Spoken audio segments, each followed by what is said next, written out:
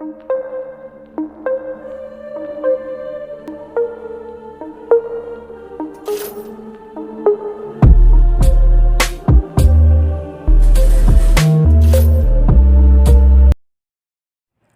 mga kamangha-mangha na kapangyarihan na ginawa ng Panginoong Hesukristo o ang kanyang mga milagro, ating tunghayan.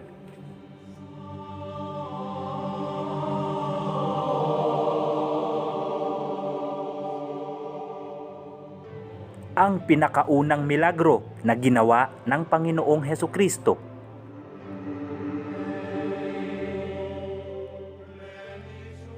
At nang ikatlong araw ay nagkaroon ng isang kasalan sa Kana ng Galilea at naroon ang ina ni Jesus.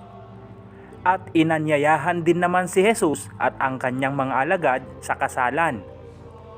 At nang magkulang ng alak, ang ina ni Jesus ay nagsabi sa kanya, wala silang alak.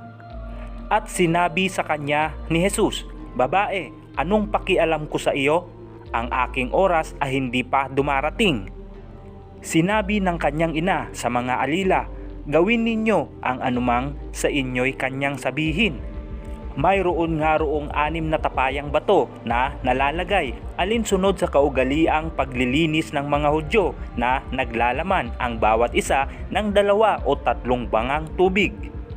Sinabi sa kanila ni Jesus, punuin ninyo ng tubig ang mga tapayan at kanilang pinuno hanggang sa labi.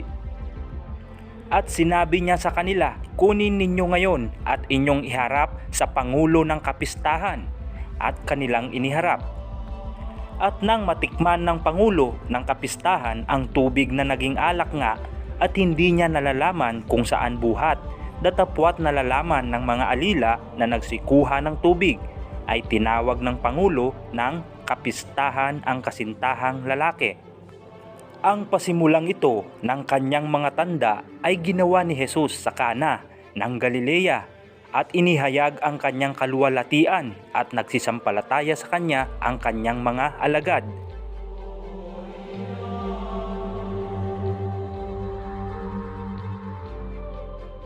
At nangyari pagkatapos ng kaunting panahon na siya'y naparoon sa bayan na tinatawag na Nain at kasama niya ang kanyang mga alagad at ang lubhang maraming tao.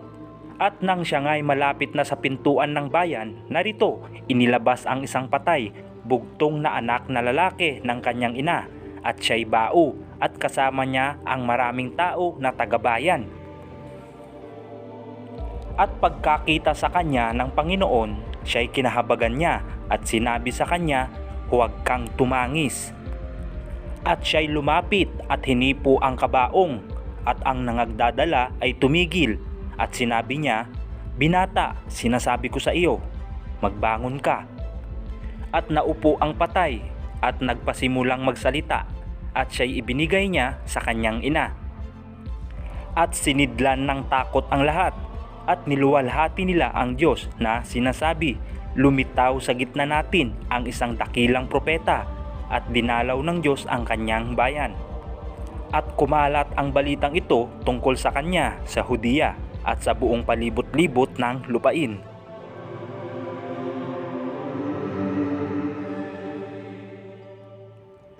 At pagkalulan niya sa isang daong ay sinundan siya ng kanyang mga alagad. At narito, bumangon ang isang malakas na bagyo sa dagat na anupat inapawan ang daong ng mga alon, datapwat siya'y natutulog. At nagsilapit sila sa kanya at siya'y ginising na sinasabi, Panginoon, iligtas mo kami mga mamatay. At sinabi niya sa kanila, bakit kayo'y nangatatakot o kayong kakauntiang pananampalataya? Nang magkagayoy, nagbangon siya at sinaway ang mga hangin at ang dagat at humusay na totoo ang panahon. At ang mga tao ay nangagtaka na sinasabi, anong tao ito na maging ang mga hangin at ang mga dagat ay nagsisitalima sa kanya?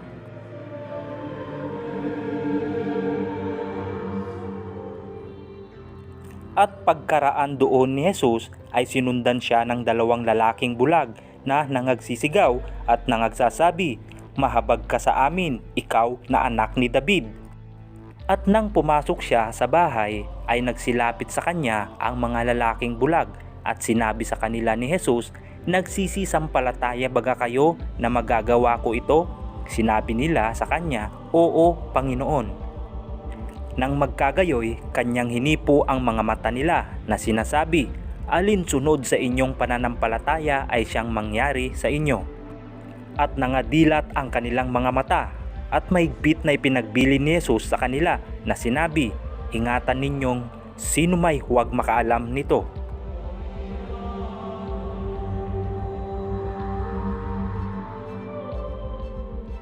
At samantalang sila'y nagsisialis, narito, sa kanya'y dinala ang isang lalaking pipi na inahalihan ng demonyo.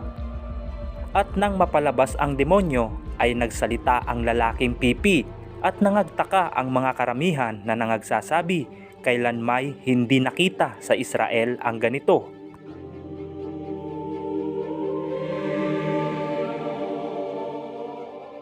At pagdakay pinapagmadali niya ang kanyang mga alagad na magsilulan sa daong at magsiuna sa kanya sa kabilang ibayo hanggang pinayayaon niya ang mga karamihan.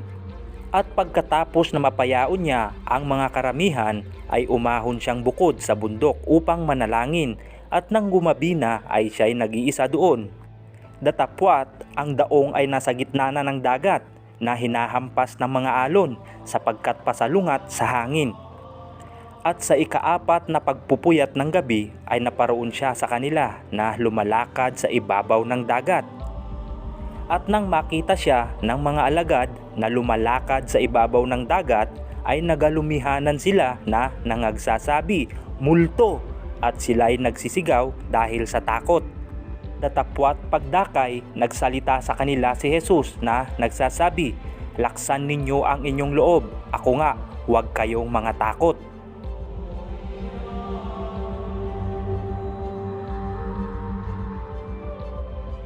Nang mga araw na yaon, nang magkaroong muli ng maraming tao at wala silang mga kain, ay tinawag niya ang kanyang mga alagad at sinabi sa kanila, "Nahahabag ako sa karamihan sapagkat 3 araw na silang nakatira sa akin at walang makakain. At kung sila'y pauwiin kong nangagugutom sa kanilang mga tahanan ay magsisipang lupaypay sila sa daan." At nagsipang galing sa malayo ang ilan sa kanila. At nagsisagot sa kanya ang kanyang mga alagad, "Paanong mabubusog ni numan ang mga taong ito ng tinapay dito sa ilang nadako?" At kanyang tinanong sila, "Ilang tinapay mayroon kayo?" At sinabi nila, 7. At iniutos niya sa karamihan na magsiupo sa lupa at kinuha niya ang 7 tinapay. At pagkapagpasalamat ay pinagpuputol-putol niya at ibinigay sa kanyang mga alagad upang ihahin sa kanila at inihain nila sa karamihan. At mayroon silang ilang maliliit na isda at nang mapagpala ang mga ito ay ipinag-utos niya na ihain din naman ang mga ito sa kanila. At sila'y nagsikain at nangabusog at kanilang pinulot ang mga lumabis sa mga pinagpuputol-putol na 7 bakol na puno. At sila'y may mga 4,000 at pinayaon niya sila.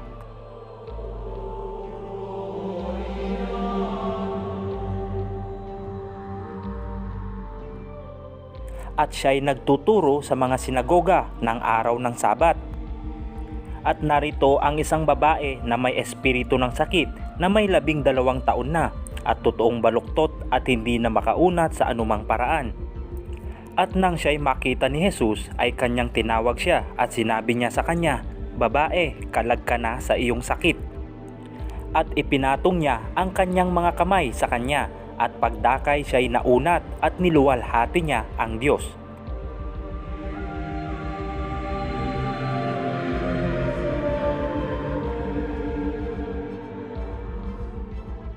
Sinabi ni Jesus, "Alisin ninyo ang mga bato." Si Marta na kapatid niyaong namatay ay nagsabi sa kanya, "Panginoon, sa ngayon ay nabubulok na ang bangkay sapagkat may 4 na araw nang siya'y namamatay." Sinabi sa kanya ni Jesus, "Di baga sinabi ko sa iyo na kung ikaw ay sasampalataya ay makikita mo ang kaluwalhatian ng Diyos?" Kaya't inalis nila ang bato at itiningin ni Jesus sa itaas ang kanyang mga mata at sinabi, Ama, nagpapasalamat ako sa iyo na ako'y iyong dininig. At nalalaman ko na ako'y lagi mong dinirinig, ngunit ito'y sinabi ko dahil sa karamihang nasa palibot upang sila'y magsisampalataya na ikaw ay nagsugo sa akin. At nang masabi niya ang gayon, ay sumigaw siya ng malakas na tinig, Lazaro, lumabas ka. Siya na patay ay lumabas na natatalian ang mga kamay at mga paa ng mga kayong panglibing at ang kanyang muka ay nababalot ng isang panyo. Sinabi sa kanila ni Jesus, siya'y inyong kalagan at bayaan ninyong siya'y yumaon. Marami nga sa mga Hudyo ang nagsiparoon kay Maria at nangakakita ng ginawa niya ay nagsisampalataya sa kanya.